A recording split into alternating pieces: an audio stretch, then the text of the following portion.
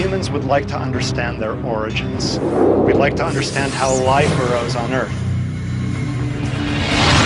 And now science believes it has the answers. It's even built the biggest machine on Earth to recreate the beginning of time. Take a virtual shuttle ride back to the Big Bang.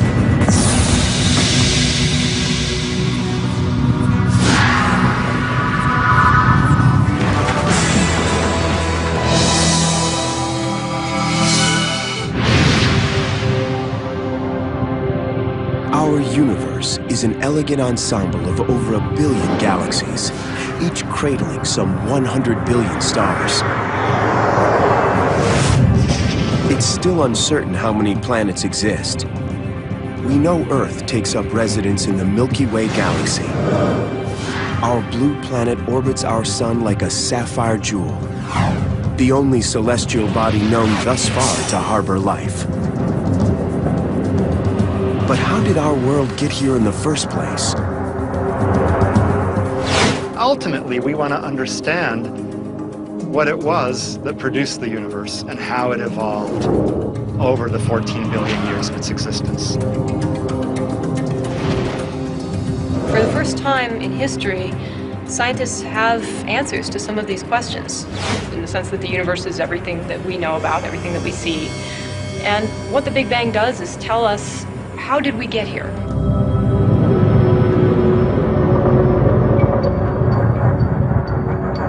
The Big Bang Theory says that over 13.7 billion years ago, our universe began at an incredibly dense, hot, compressed state with one main mission: expansion. There was a cosmic explosion that created the stars, the heavens, the galaxies around us. So everywhere we look, we see remnants of this cosmic explosion which set into motion the universe. The Big Bang is now a well-accepted physical theory to explain what happened after our universe was born. It's substantiated with sound scientific data and observations. A theory isn't just any old idea that you dream up in the middle of the night. Only after it has satisfied many tests does it get elevated to the status of a theory. If you look at the Big Bang Theory, we just don't have one data point. We have hundreds of data points that fit exactly the Big Bang Theory.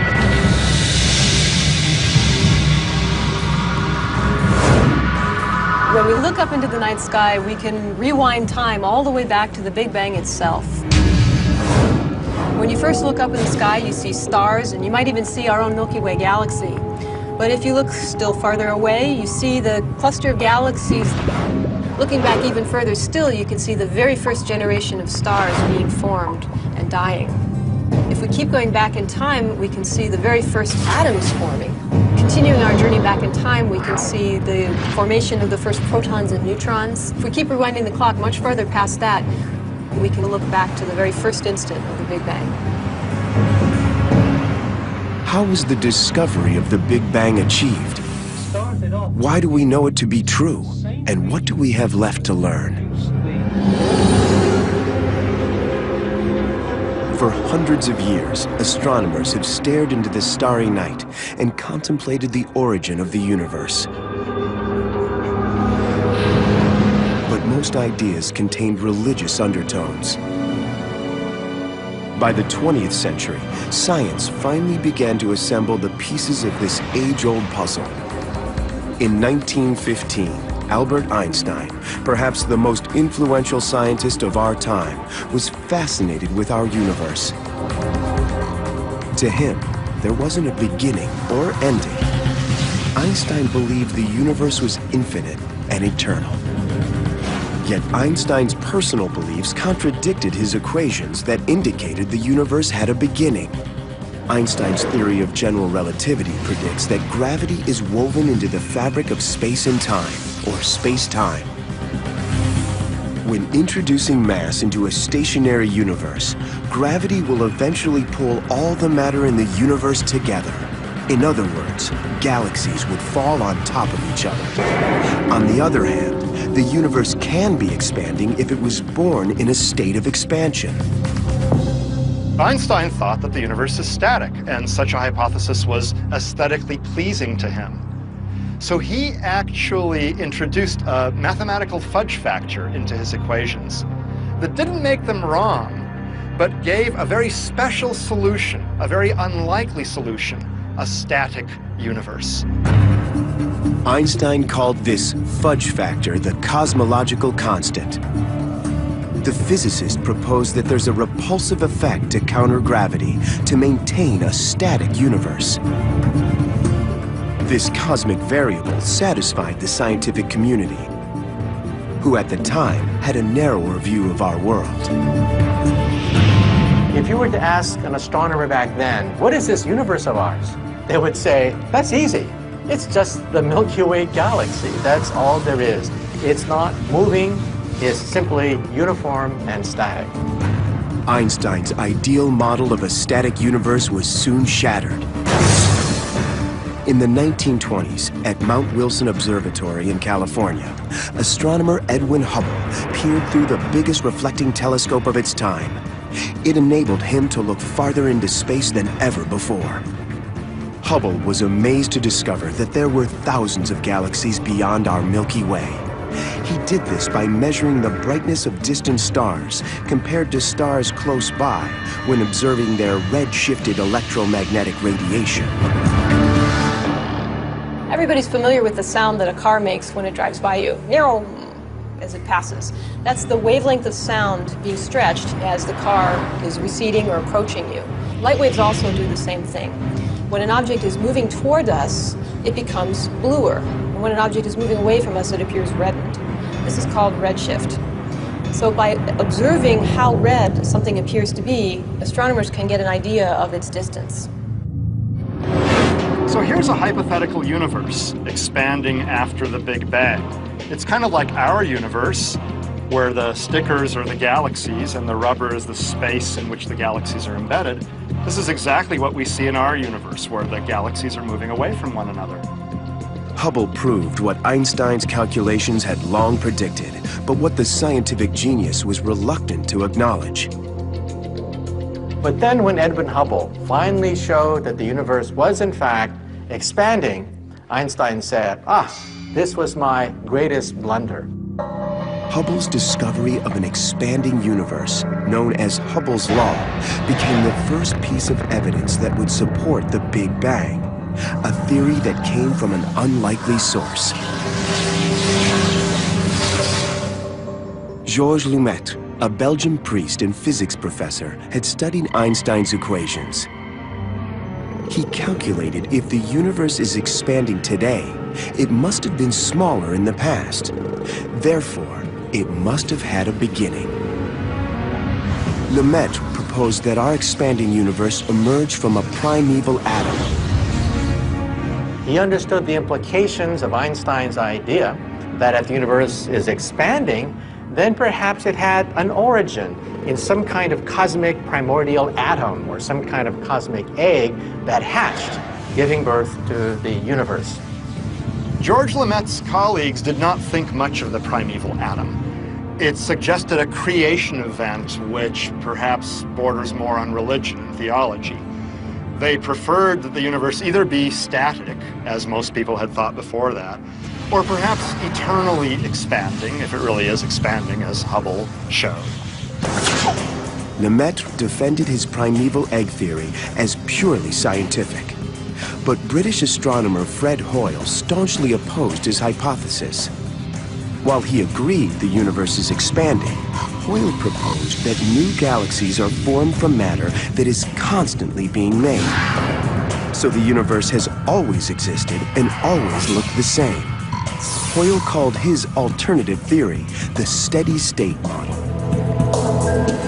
Fred Hoyle, in fact, accepted the observed fact that the universe appears to be expanding. But he said there was no creation event, there was no beginning. The universe has always been expanding, and it will forever continue to expand. In 1949, during a London radio show, Hoyle tried to contrast his steady-state model with Lemaitrè's idea of a primeval egg. He referred to Lemaitrè's theory of the Big Bang idea, and the name stuck. These two competing theories would become engaged in the ultimate scientific duel to determine the origin of everything.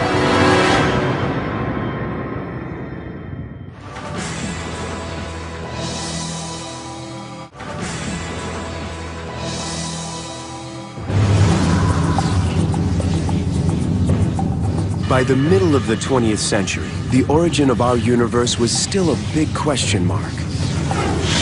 Two opposing theories were at the heated core of this scientific battle. Fred Hoyle's steady-state model and Georges Lemaitrè's Big Bang idea. In order for either of these theories to be proven, each must explain the origin of elements in the universe, the stuff that everything is made up of. There are light elements, primarily hydrogen and helium, and heavy elements, such as nitrogen, carbon, oxygen, and iron. Under high temperatures, the light element of hydrogen fuses to form helium. In turn, helium fuses into the heavier elements. Fred Hoyle proposed that the creation of all these elements, heavier than hydrogen, happened in the cores of fiery stars in a process called nuclear fusion. This also included the second most abundant element, helium. Willie Fowler, who's a nuclear physicist, and Fred Hoyle, they explained how stars make the elements. And so then they thought, well, stars also make helium, so you could just make all the elements in stars, and you didn't need to have a Big Bang. But Hoyle's theory had several glaring problems. Most importantly, it didn't explain how hydrogen was formed, because the earliest stars must have been formed with hydrogen already present. Hoyle dismissed this problem by suggesting that hydrogen and helium had always existed and were always spontaneously being created. But others began questioning Hoyle's hypothesis. In the 1940s, Russian physicist George Gamow also studied the origins of chemical elements. Using the Big Bang theory, he predicted the relative proportions of hydrogen and helium in the universe, and found that it should contain a lot of helium, which only can be created by fusing together two hydrogen atoms. Gamow discovered that hydrogen makes up nearly 75% of the elements in our universe, and helium only 25%. He concluded that stars alone couldn't generate so much helium. But if the universe began with a hot, dense Big Bang, temperatures would have been high enough everywhere to fuse hydrogen into helium. If you look at what's called primordial clouds of gas, they have what is probably the original proportion of hydrogen and helium. And that's roughly 3/4 to 1/4 hydrogen to helium. And that's what the Big Bang theory predicts. The origin of heavy elements from the fusion of lighter elements became known as nucleosynthesis. It's the second line of evidence supporting the Big Bang theory. But George Gamow went one step further. Physicist George Gamow and his students made a fantastic, startling hypothesis. If the universe was very hot at the instant of the Big Bang, then today there should be an ember, an afterglow, echoes of this radiation still reverberating around our universe. The temperature of outer space should be a few degrees above absolute zero, a remnant of the fierce, blistering temperatures of the Big Bang itself. Gamow didn't attempt to detect this afterglow, but he was onto something. 2 decades passed before the Big Bang theory was undeniably proven, and by accident.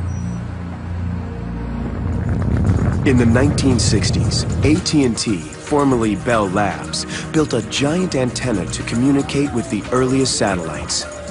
These instruments convert sound waves into electrical impulses and then into light in the form of microwaves and radio waves. In 1964, radio astronomers Robert Wilson and Arno Penzias were using the antenna to observe hydrogen in the Milky Way galaxy when they picked up a strange signal. Using the Giant Horn telescope located in Holmdel, New Jersey, Penzias and Wilson scanned the sky to search for this pesky sound. To their shock, they picked up a faint radiation signal in all directions. The astronomers were perplexed.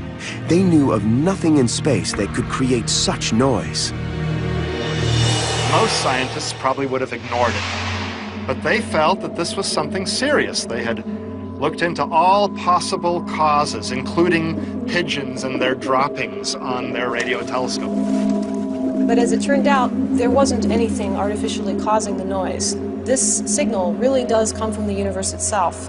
And when they saw it, they eventually got in touch with an astronomer at Princeton who had actually theorized that it would be possible to observe this microwave background directly. Penzias and Wilson discovered the smoking gun. It was the cosmic microwave background, the actual leftover radiation from the Big Bang, as predicted by physicist George Gamow back in the late 1940s. The cosmic microwave background shows what the universe was like approximately 380,000 years after the Big Bang. Prior to that time, the universe was a dense, opaque stew of charged particles and radiation in the form of gamma rays and X-rays. After about 380,000 years had passed, the primeval mixture cooled to allow the first neutral atoms to form. At this time, matter and radiation became separate, and the first photons, or rays of light, were able to pass freely through the universe. Those same photons are the glowing radiation we see today that has journeyed since early times. It's like when you go camping in the mountains and there's a morning fog and you can't see anything until the sun comes up and the fog burns away. And then you can see beautiful mountains around you. It doesn't mean that the mountains were just made a few minutes ago. And so that's what's happening in the universe. So 400,000 years after the Big Bang, the fog cleared out, and then we can see the structures, but we think the structures were actually made back in the first fraction of a second after the Big Bang. The cosmic microwave background radiation was the third and strongest piece of evidence validating the Big Bang model. The death knell, in a sense, to the steady-state theory was the discovery of the cosmic microwave background radiation. The steady-state theory basically has no plausible origin for this diffuse radio radiation. The scientific community finally embraced the Big Bang theory. But the cosmic microwave background immediately generated questions. When looking closely, the radiation appeared smooth, not lumpy as expected.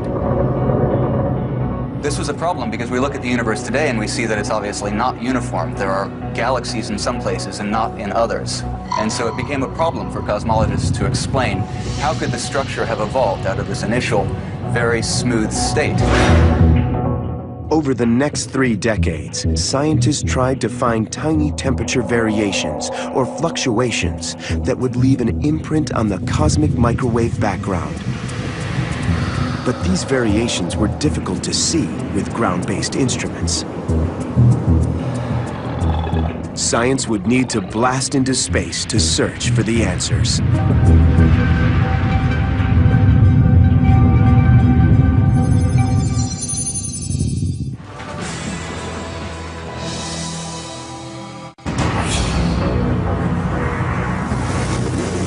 For decades after its discovery, scientists tried to figure out why the cosmic microwave background radiation, the afterglow from the Big Bang, wasn't painting a true picture of what our universe actually looks like.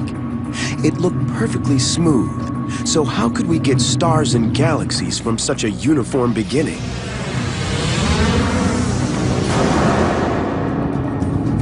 In 2001, NASA finally pioneered the Wilkinson Microwave Anisotropy Probe, or WMAP.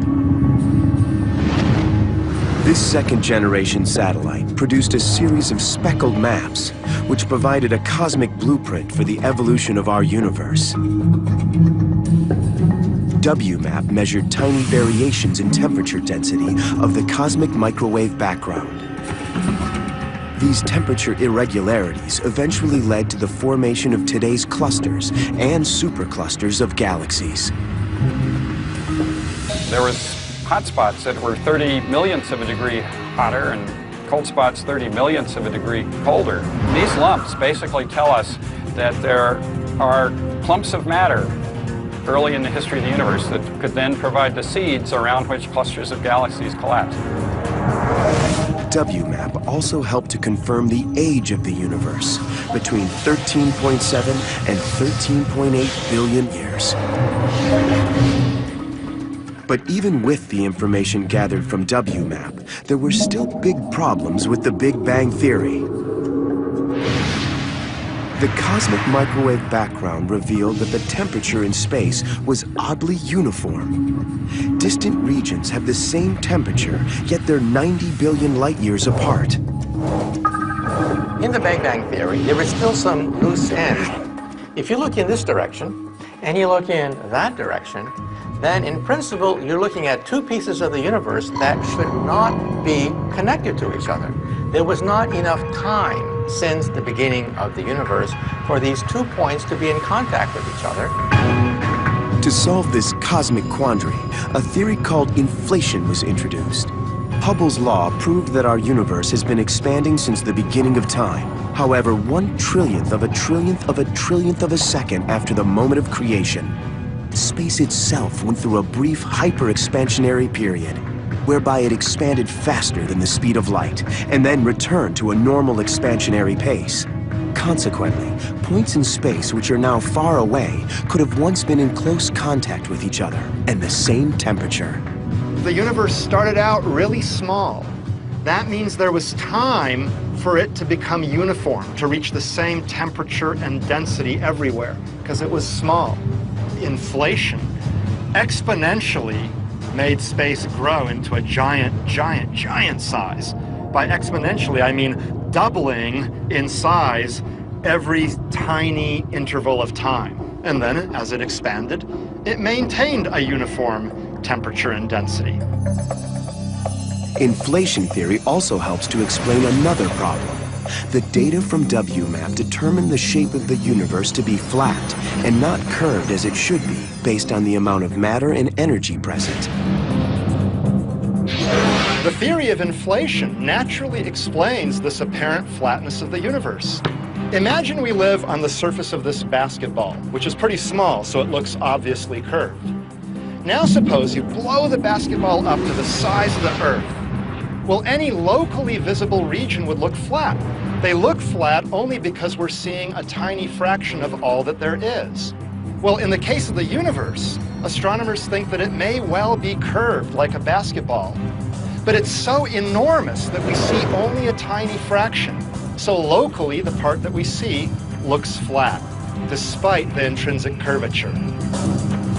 The flatness problem is solved because regardless of the initial shape of the universe, once it has expanded to a structure far larger than the parts that we can see, the parts we can see are naturally flat.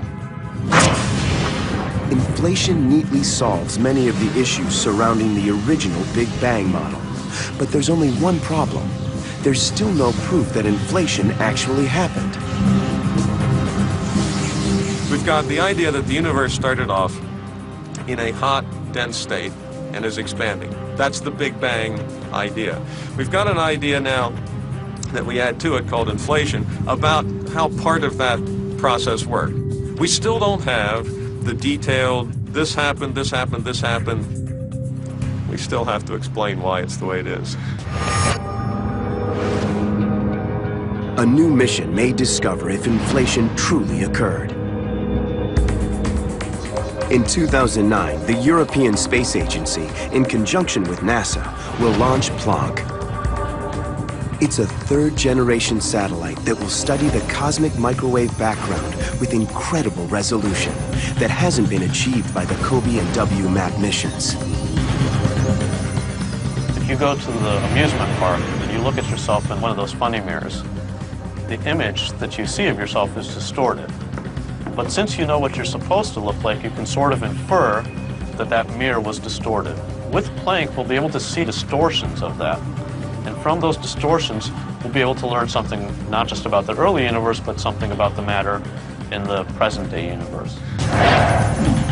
Scientists are trying to prove inflation existed by finding something it may have left behind.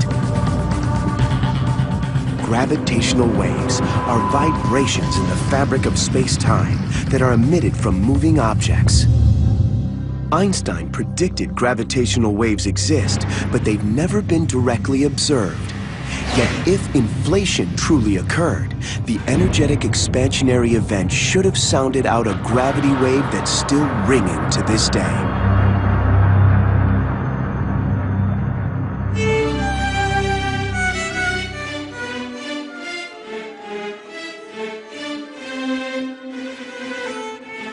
Of course, there's no sound in space, but you can imagine that just as a particular thickness and length of violin string produces a particular note or frequency, so a particular type of astrophysical event would produce a distinct signature in gravity waves.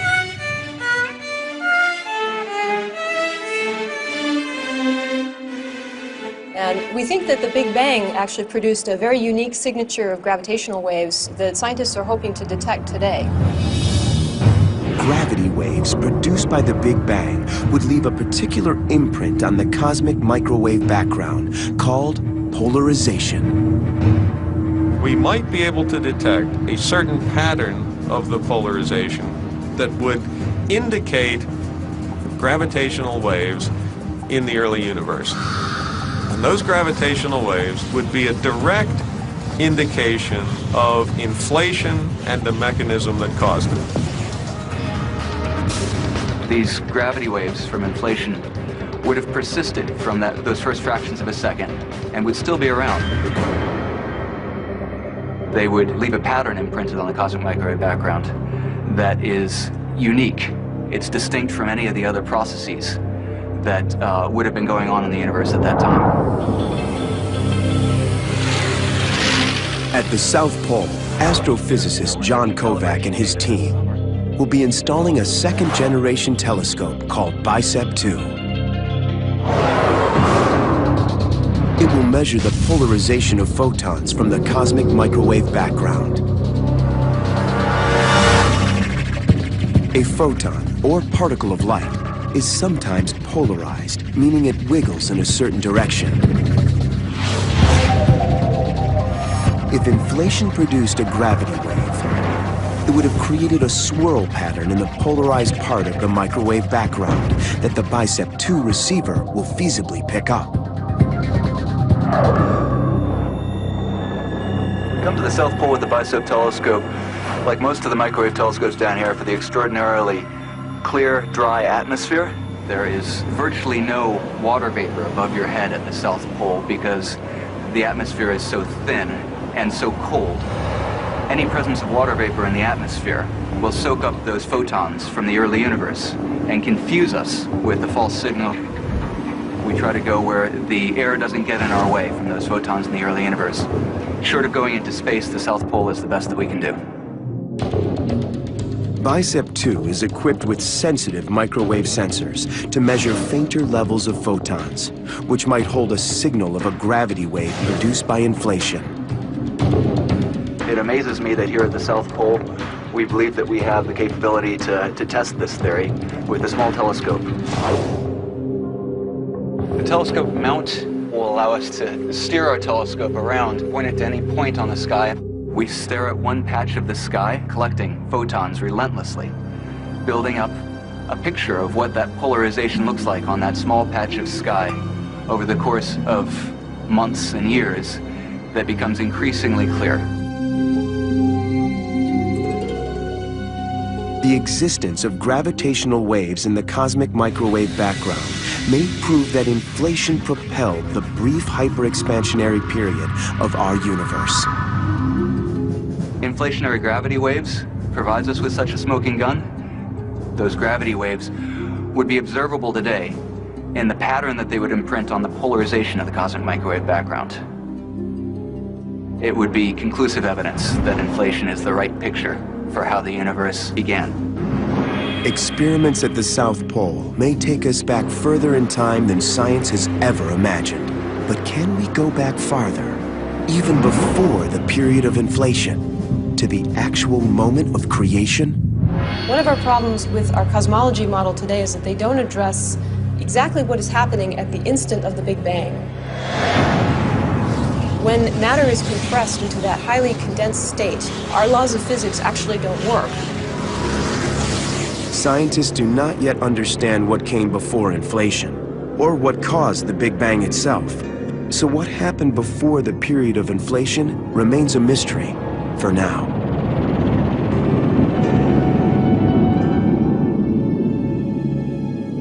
One of the features of inflation is that it tends to erase any evidence of what happened before. So somebody could have written down on a blackboard, and then somebody else could have erased it, in which case it's of no use. But if you didn't erase it entirely, then there might be some tiny little traces. And what we're starting to think about now is whether there might have been some tiny traces of the pre-inflationary universe that might still remain even after inflation. On the border of Switzerland and France, the physics laboratory called CERN houses the biggest, most complex scientific machine ever assembled.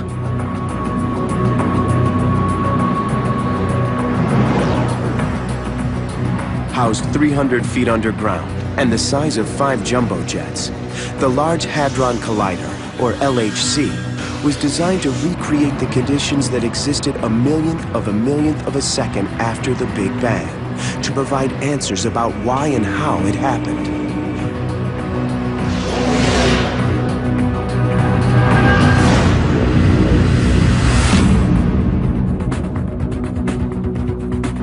Subatomic particles called protons are sent whizzing around a 17-mile-long underground circular path in opposite directions at over 99.9% the speed of light. 4 detectors stationed within the tunnel act like cameras to record the collisions.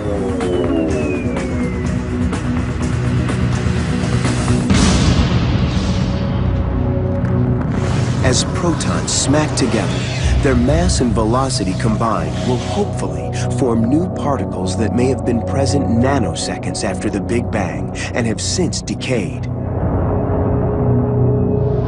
These particles could shed light on the origin of fundamental particles of nature.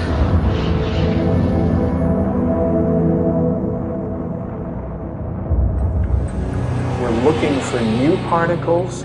It may be that these new particles live for only a brief instant in time and decay into other particles, and we observe those decay particles, and we track them back, and from that we can find out what their energy was, where they came from, and what the mass of the parent particle was. As lead project manager at CERN, physicist Michael Tutz remains hopeful that experiments will produce Higgs boson, known as the God particle. It's long been thought that the Higgs particle may have been present an instant after the Big Bang and may have given mass to all the normal matter in the universe.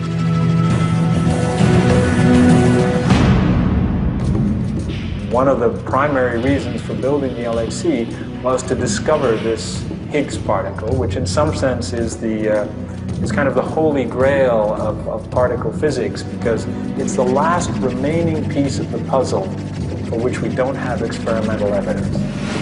The Large Hadron Collider may also shed light on the theory of everything. It proposes that under extremely high energies and temperatures, the 4 forces of nature, gravity, electromagnetic force, the strong and weak nuclear forces, could have once been unified in the early moments after the birth of the universe. Then, when gravity split off from this master force, it kick-started the rapid expansionary period of inflation, which can be thought of as being the bang in the Big Bang. with the very early stages of the universe when the energies were very high. It might be that all of the forces seem to have the same strength, because that suggests that maybe, in fact, all the forces we see now are manifestations of some more sort of primordial, earlier force that existed. Did some earlier force exist to create the Big Bang? And if so, where did it come from?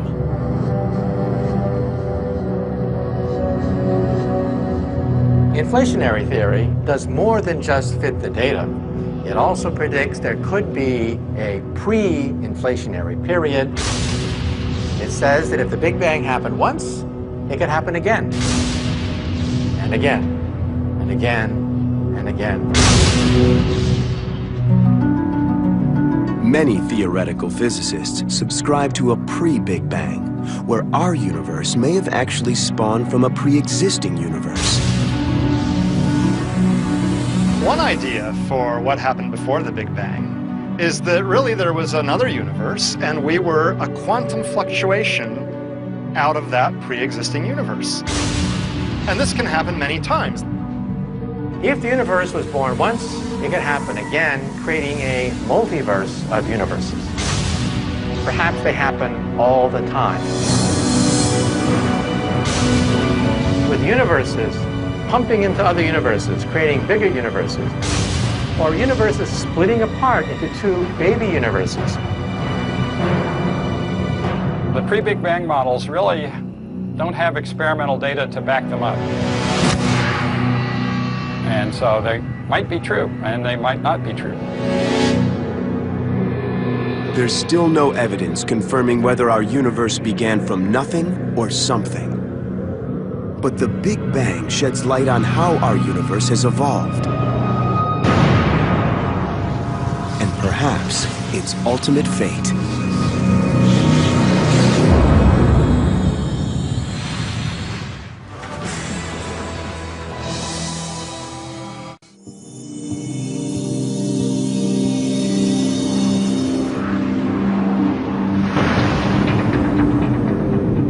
The Big Bang is the accepted explanation of the origin of our universe. According to scientific data, observations, and theories of physics and mathematics, here's a timetable of what we think happened.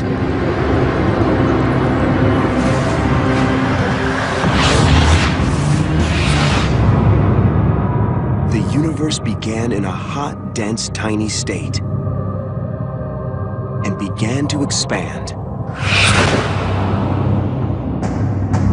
If the theory of everything is proven, the four forces of nature, gravity, electromagnetism, the strong and weak nuclear forces are unified into one fundamental force at 1/1,000,000,000 of a trillionth of a trillionth of a second. As the universe continues to expand and cool, gravity suddenly separates from the three other forces.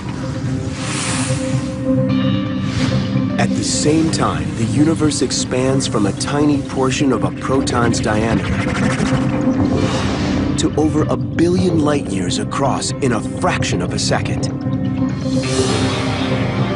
This hyper-expansion process, called inflation, lays out the seeds of structure throughout the universe and locks in their nearly uniform temperature.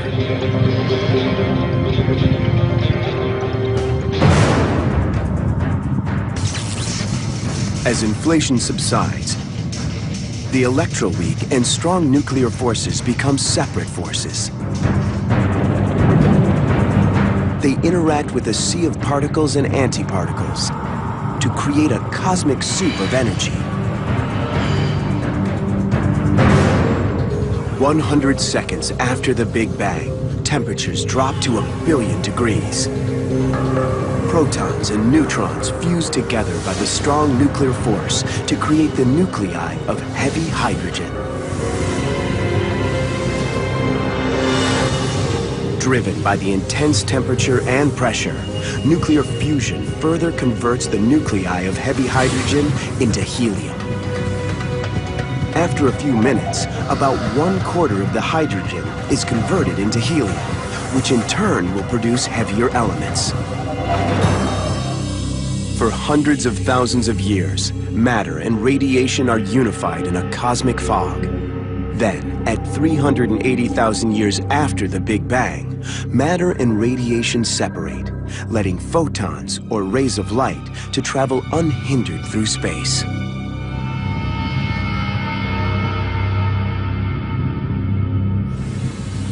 The foggy universe becomes transparent, allowing the photons that make up the cosmic microwave background to be seen. When the universe is a few 100 million years old, gravity draws hydrogen and helium gas together to form clouds that collapse, forming the first stars.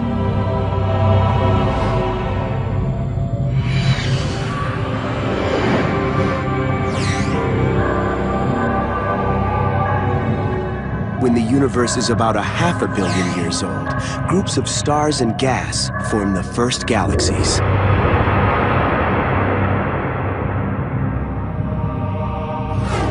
As galaxies cluster together under the force of gravity, the first stars die and release newly formed heavy elements: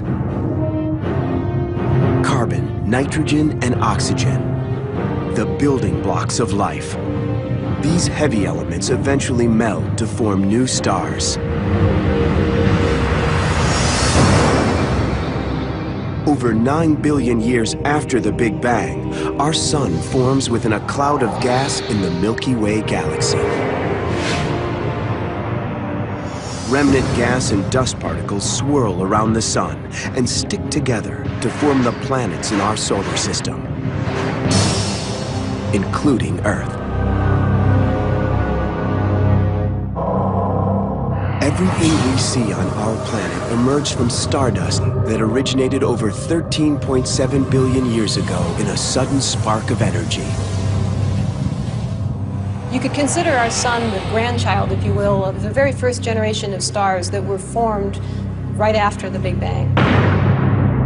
But what does the Big Bang model foretell about the future of our universe? One theory is that as our universe continues to expand, matter will spread thinner and thinner. Galaxies will exhaust their gas supply to form new stars, and old stars will burn out.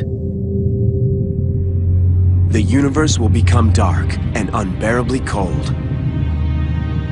At some distant point in the future, the universe will be so cold that even life itself cannot live in a frozen universe.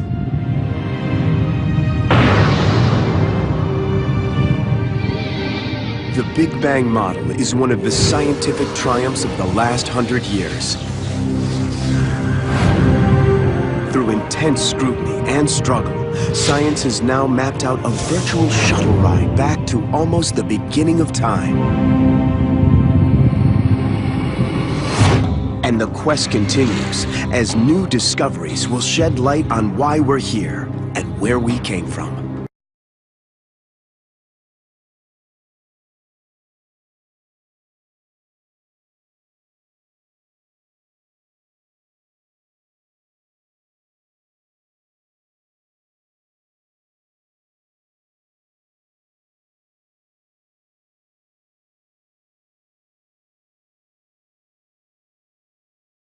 Was born.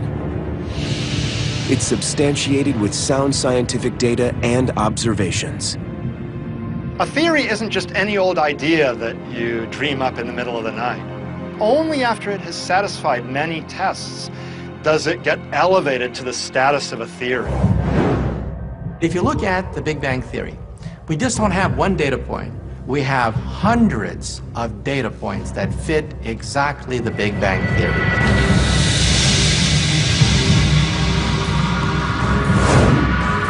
When we look up into the night sky, we can rewind time all the way back to the Big Bang itself. When you first look up in the sky, you see stars, and you might even see our own Milky Way galaxy. But if you look still farther away, you see the cluster of galaxies. Looking back even further still, you can see the very first generation of stars being formed and dying. If we keep going back in time, we can see the very first atoms forming. Continuing our journey back in time, we can see the formation of the first protons and neutrons. If we keep rewinding the clock much further past that, we can look back to the very first instant of the Big Bang. How was the discovery of the Big Bang achieved? Why do we know it to be true? And what do we have left to learn? For hundreds of years, astronomers have stared into the starry night and contemplated the origin of the universe. But most ideas contained religious undertones. By the 20th century, science finally began to assemble the piece. The universe is an elegant ensemble of over 1 billion galaxies, each cradling some 100 billion stars. It's still uncertain how many planets exist. We know Earth takes up residence in the Milky Way galaxy. Our blue planet orbits our sun like a sapphire jewel, the only celestial body known thus far to harbor life. But how did our world get here in the first place? Ultimately, we want to understand what it was that produced the universe and how it evolved over the 14 billion years of its existence. For the first time in history, scientists have answers to some of these questions, in the sense that the universe is everything that we know about, everything that we see. And what the Big Bang does is tell us, how did we get here?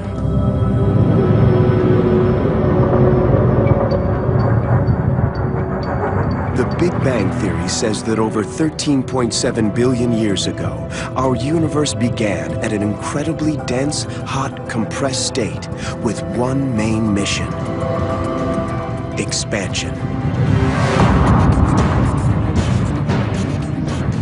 There was a cosmic explosion that created the stars, the heavens, the galaxies around us. So everywhere we look, we see remnants of this cosmic explosion which set into motion the universe. The Big Bang is now a well-accepted physical theory to explain what happened after our universe.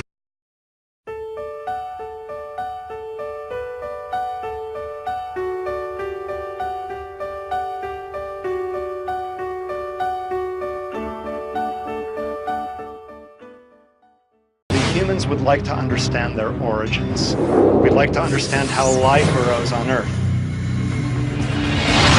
And now science believes it has the answers.